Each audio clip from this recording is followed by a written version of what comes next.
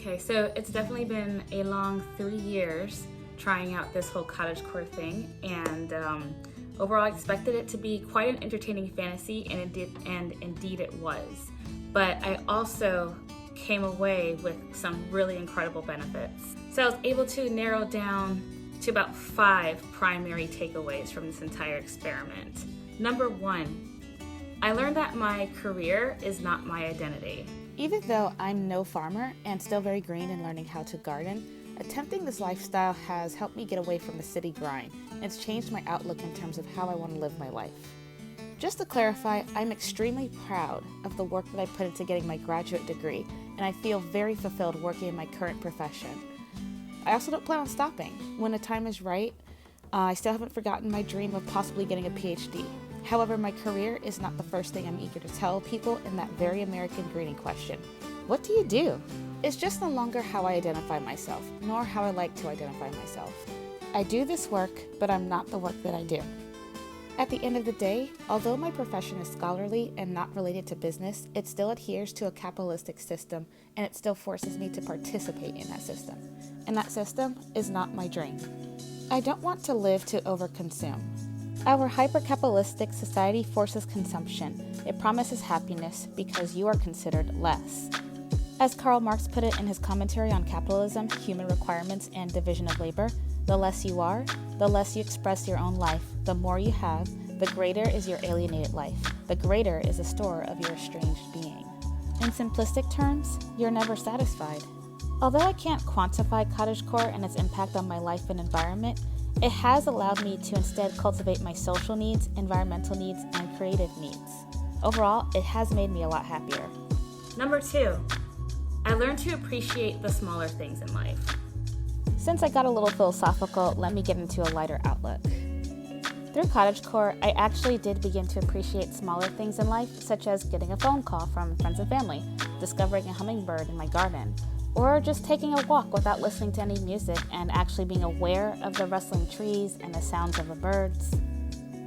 It does sound a little bit cliche, but the longer I immersed myself in trying to live life inspired by cottagecore, the less patience I had for many aspects of modern life, such as social media scrolling, shopping, career grinding, and even television and video games.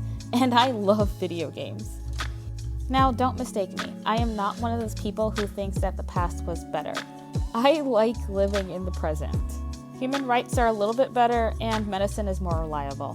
What I do wish we had from the past, though, is a healthier environment, less pollution, and less social media.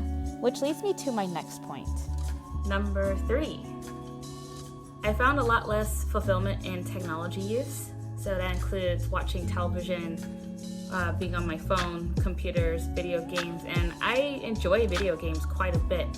But I found something more fulfilling in working with my hands. I still love my laptop and YouTube, but I do doom scroll a lot less. I also spend less time looking for things to entertain myself with. That song from Encanto, What Else Can I Do, is stuck in my head. What can I do with these 2 hands? What can I create? What can I manifest? This all became way more important than what kind of item or game I can play on my phone or what I can watch. Number 4, I began to cultivate healthier relationships, and that goes for friends, family, and coworkers.